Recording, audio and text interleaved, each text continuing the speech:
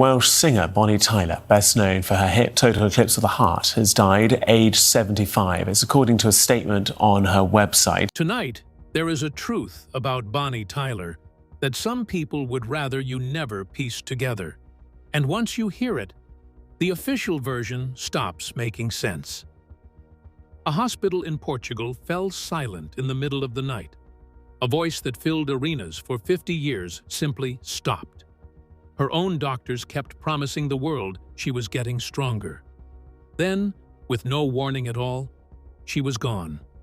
And the word her family reached for should chill anyone who has ever waited by a hospital phone. What really happened inside those walls is going to sit heavy with you. The night the music stopped. On the night of the 8th of July inside a hospital in Faro, on the southern coast of Portugal, Bonnie Tyler died at the age of 75. And the way it happened has left even the people who loved her most reaching for words that will not come. Her husband was reportedly right there in the room, in the same chair he had barely left for weeks. And when the machines finally fell quiet, more than half a century of marriage went quiet with them. The next morning, her family and her team released a single short statement, and grieving people tend to weigh every word, which is exactly why theirs matters so much. They said they were heartbroken to announce that Bonnie had unexpectedly passed away in hospital in Portugal as a result of the illness she was being treated for. Unexpectedly, she had already spent close to 2 months in that bed, watched around the clock, and still the ending managed to ambush the very people who had counted her every breath. Her representative, a music industry veteran named Judd Lander, who had known her for years, said the world had lost one hell of a great talent, and that she was a genuine one-off with a stunning voice and a wicked sense of humor. Anyone who grew up in the 1970s and 80s understood exactly what he meant the moment they heard it. Her voice was the sound of a certain kind of evening. The power ballad you belted out in the passenger seat with the windows down, the song that emptied every chair at a wedding and filled the dance floor in seconds, the anthem waiting inside every karaoke machine for the person brave enough to reach those high notes. For millions of people, she was never a distant celebrity. She was the very soundtrack to their teenage bedrooms and their first real heartbreaks. There is a cruel twist buried in the days just before the real news landed. A hoax had already torn across the internet, claiming she had died, and a fake memorial page had gathered close to 1 million reactions before her own team stamped it out and confirmed she was alive and still fighting. They were telling the truth when they said it. She was alive. And then, within a breath of everyone relaxing and scrolling on with their day, the thing everyone had quietly dreaded came true for real. Tributes started pouring in within hours, from a sitting prime minister to the future king and queen, and every one of them is coming later in this story. But tributes only measure how deeply someone was loved. They say nothing at all about what actually went wrong inside those hospital walls. To understand that, the story has to rewind just a few weeks, back to a moment when her doctors were still standing in front of the world, sounding genuinely hopeful, saying almost the exact opposite of what was quietly racing toward them. Out of the coma and still fighting. By the time June arrived, the mood around Bonnie Tyler had cautiously begun to lift. Word came from her family that she was no longer in the coma her doctors had placed her under, and for a great many fans, that felt like the corner had finally been turned. She had opened her eyes. She was present again in the ways that count. After weeks of bracing for the worst possible phone call, people finally let themselves believe she would come home. They said that, although her condition was improving, it was a slow process, and that her doctors remained confident she would make a good recovery, though it was going to take time. In the very same breath, they admitted, without dressing it up, that she was still very unwell and still in intensive care. Improving and very unwell, both of them living inside a single sentence. That is not how anyone describes a patient who is out of danger. That is how a family talks when they are holding two opposite truths at once and begging the kinder one to win. The detail that slipped past most people in that update was the sheer size of what she was fighting to get back to.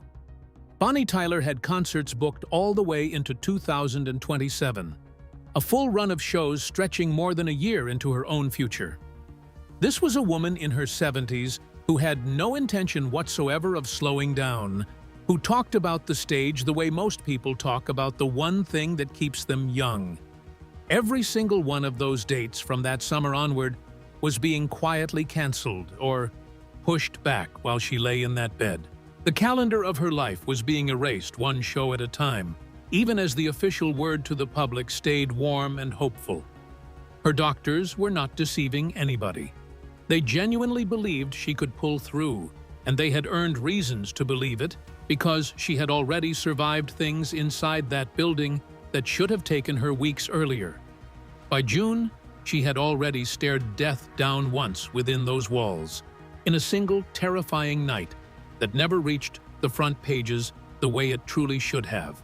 Before she ever woke from that coma, before there was any talk of slow recovery or confident doctors, her heart had already stopped once. And the story of the night it stopped is where this whole ordeal turns from a sad illness into something far darker than the public was ever told. The night her heart gave out. Not long after her surgery in early May, her doctors made the decision to place Bonnie into a medically induced coma. That choice alone tells you how dire things already were, because a coma is not rest, and it is not sleep.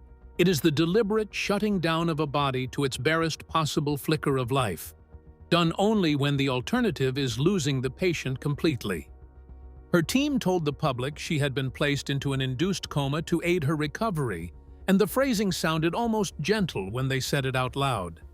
Nothing about what was really happening was gentle in the slightest.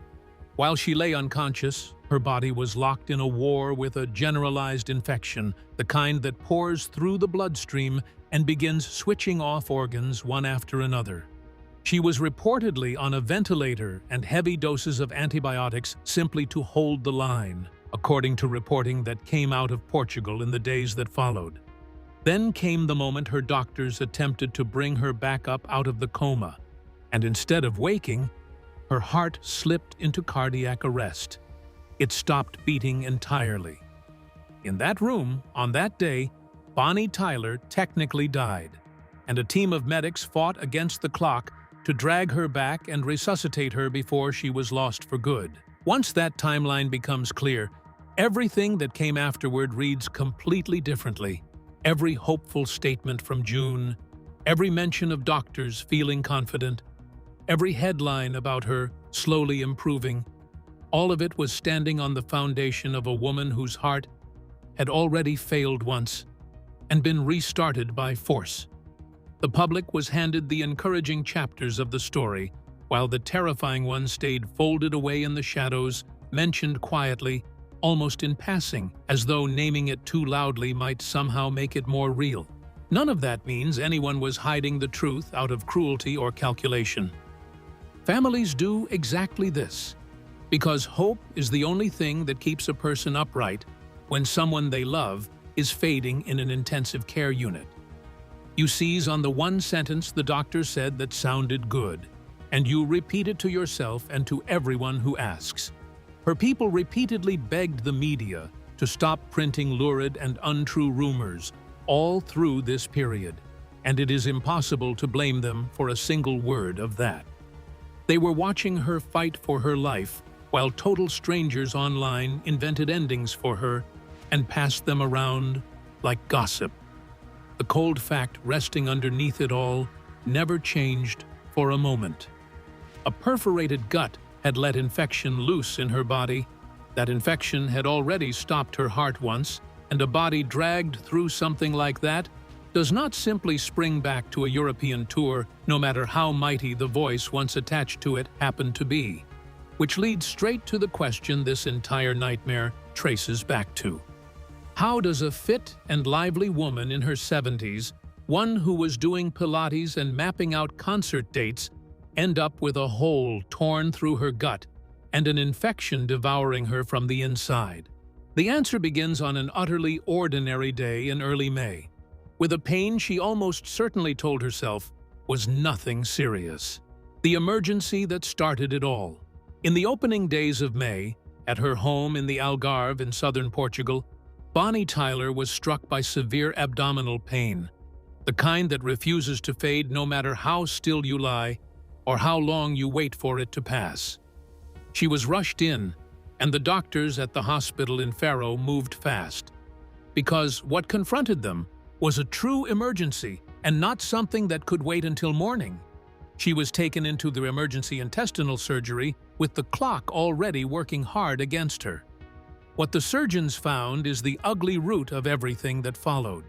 Multiple outlets reported that her appendix had burst, and that the rupture had torn a hole clean through her intestine, a condition doctors call a perforation.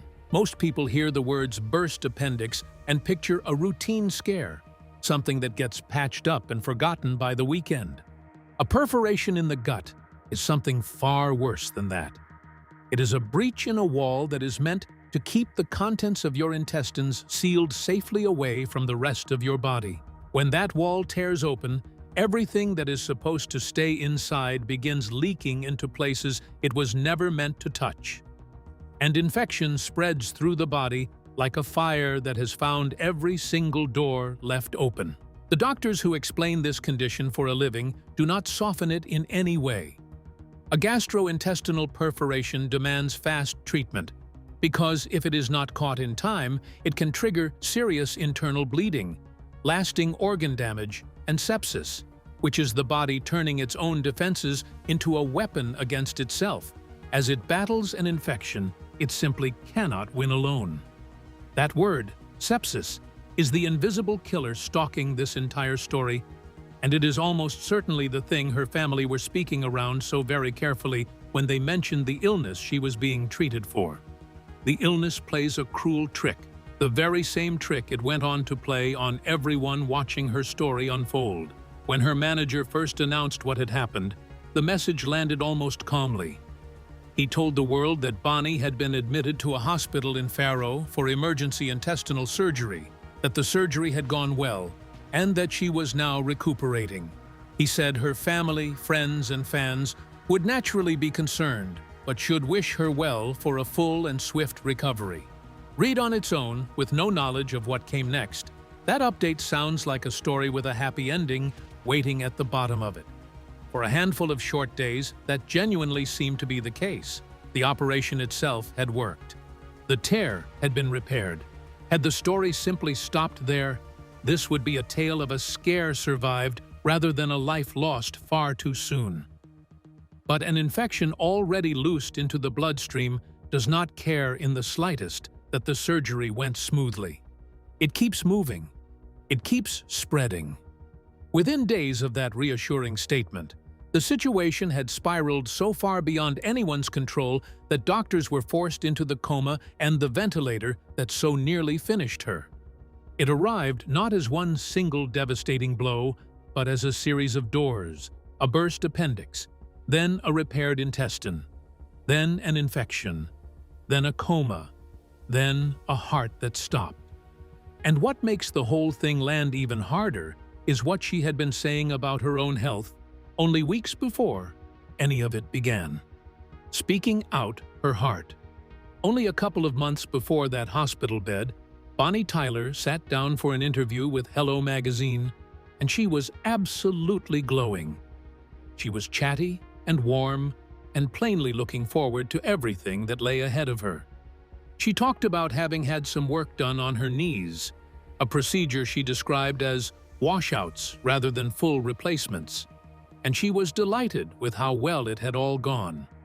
She was doing Pilates. She was steadily rebuilding her strength week by week. She was, in her own bright words, getting ready to climb back on stage for a European tour. Then she said two lines that are almost impossible to read now, knowing everything that was already coming for her. She told them she was fit enough at the moment, touch wood, and that she was really enjoying doing the shows. And then, almost as a passing scrap of wisdom, she added that, "If you have got your health, you have got everything." She actually said, "Touch wood," that tiny superstition every one of us mutters to keep bad luck at arm's length, and within a matter of weeks, the exact fate she was warding off came for her regardless. There was nothing supernatural about any of it. It was simply terrible timing, the ordinary and merciless kind that visits ordinary families every single day of the year without ever earning a single headline. But when it lands on someone whose whole life was lived out loud, whose voice you have almost certainly sung at the top of your lungs in a car at some point, the sheer randomness of it strikes somewhere much deeper. She had every reason on earth to believe her best years were still stretched out in front of her, and her tour was booked so far into the future precisely because she fully intended to stand under those lights for every last night of it, to understand just how much she had already overcome, and why a prime minister and a princess would stop everything to mourn a singer from a small Welsh village. The story has to travel all the way back to the very beginning, to a girl who was never once supposed to become famous. The girl from Skewen. Long before the world ever knew her as Bonnie Tyler, she was Gaynor Hopkins, born in a village called Skewen near Swansea, in the south of Wales, on the 8th of June in 1951. Her father worked long shifts down the coal mines, and she grew up in a council house as one of 6 children, in a home with an outside toilet, where nothing was ever simply handed to anybody. She used to say it plainly herself, that she classed herself as a working-class girl and that she had never once stopped working in her life. As a little girl, she sang hymns in the Anglican church her parents attended, and she grew up worshiping the raw, roof-raising voices of Tina Turner and Janis Joplin, dreaming of a stage that must have felt 1,000 miles away from Skewen. The way she was discovered has the feel of something out of a film, except every single bit of it actually happened. She was singing cover versions in local clubs at night while working behind the counter of a grocery shop by day, chasing music in the narrow cracks of an ordinary working life, when a talent scout heard her belting out a song called "Band of Gold." Something in that voice stopped him where he stood. She had been performing under a different name entirely in those early club years, fronting a little band and singing whatever the crowd wanted to hear, learning her craft in smoky rooms for small change. The road from those clubs to a record deal was neither quick nor kind, and she had every excuse to give it up long before it paid off. After a couple of years of demos and dead ends, the record label RCA finally signed her in 1975, and Gaynor Hopkins quietly stepped into the name Bonnie Tyler. Her first real hit, a swaying, accordion-soaked ballad called "Lost in France," carried her into the charts and earned her the nickname the female Rod Stewart, a knowing nod to the husky grit already creeping into her voice. Then came the twist of fate that literally reshaped the sound of her forever. In 1977, she needed surgery on nodules that had formed on her vocal cords, the kind of thing that can quietly end a singer for good. Instead of ruining her, it completely remade her.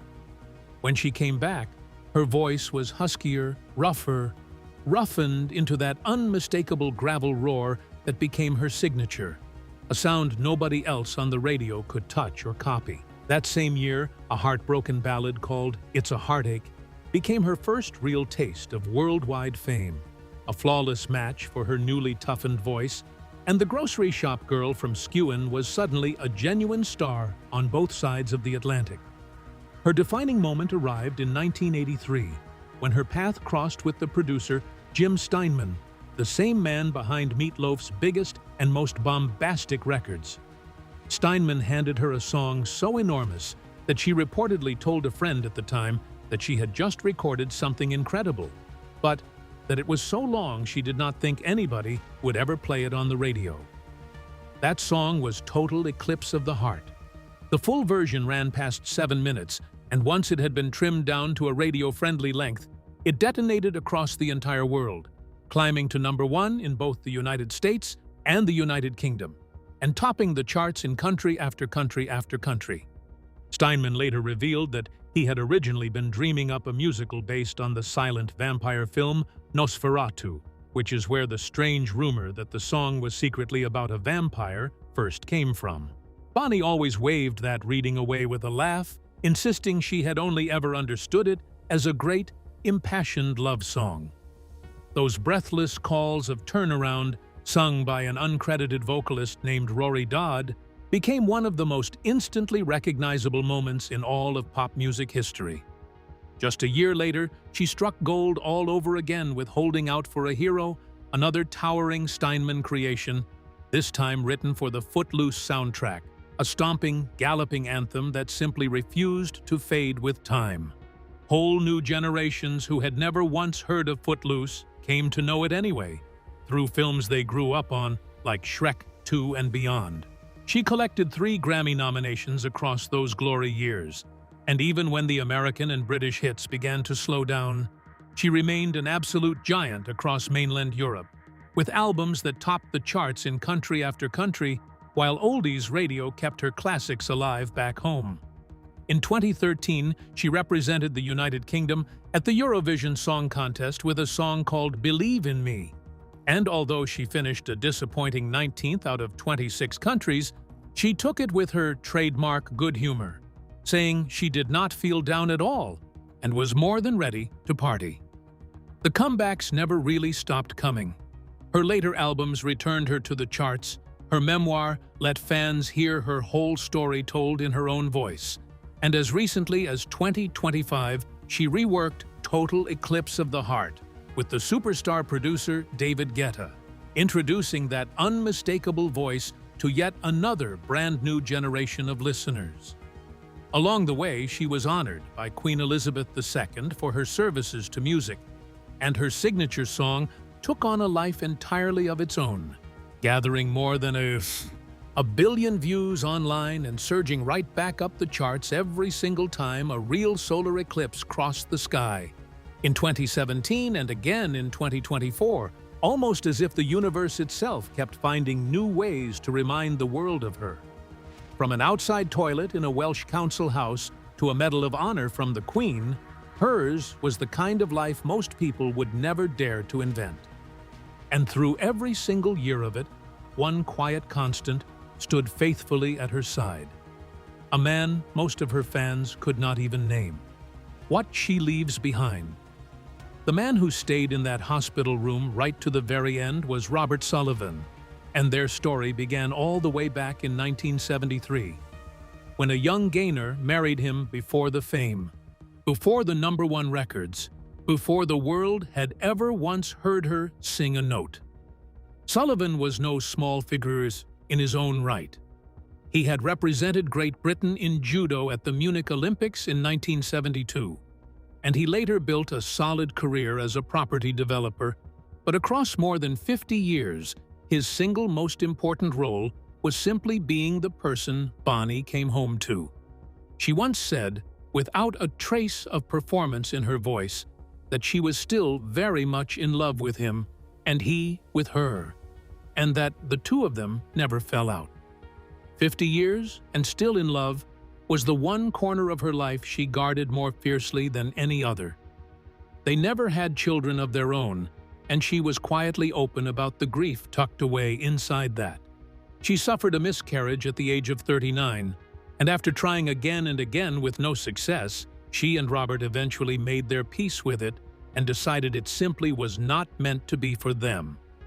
Yet, she absolutely refused to let that absence paint her life as an empty one. She used to reel off her family like a proud roll call: 5 godchildren, 16 nieces and nephews, and 12 great-nieces and nephews. And she would insist with a smile that there was no shortage of children in her life. She chose to see abundance where someone else might have only ever seen what was missing. When the news of her death finally broke, the tributes revealed the true scale of her in a way the charts alone never quite managed to.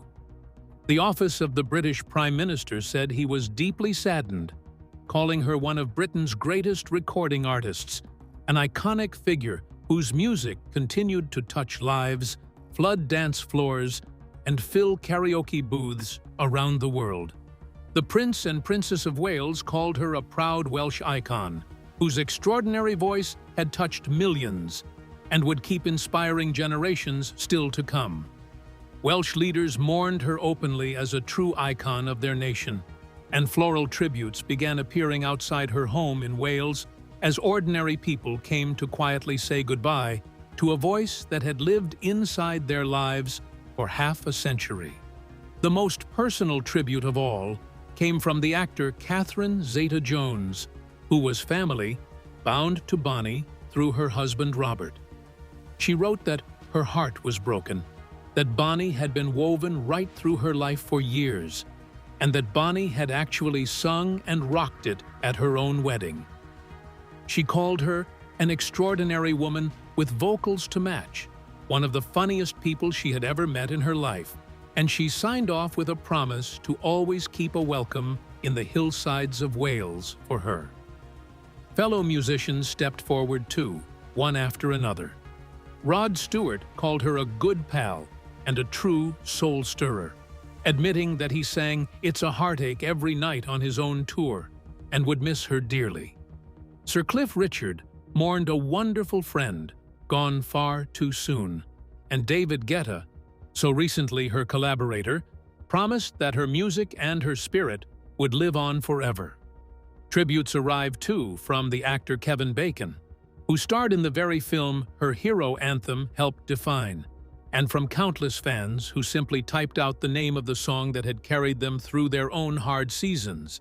And then there is the detail that closes the whole circle and carries this entire story right back to where it started, back to that single careful word, unexpectedly. All of those concerts, that full tour stretching into 2027, the dates she was so completely certain of that she spoke about them in interviews only weeks before she fell ill, will now sit forever empty and unplayed. The woman who spent 50 years telling the whole world to hold out for a hero, who sang about total eclipses long before real ones ever carried her song back up the charts, went dark herself on an ordinary night in a hospital far from the green Welsh hills that first made her. Not because anybody ever gave up on her, and not because anyone stopped fighting for a single second, but because a body can only be pulled back from the edge so many times before the edge finally refuses to let go. If her voice ever caught you off guard in a car or a kitchen or a crowded karaoke booth, tell me your very first Bonnie Tyler memory down in the comments below, because these are the stories that keep her singing, and I would truly love to know which song of hers found you first.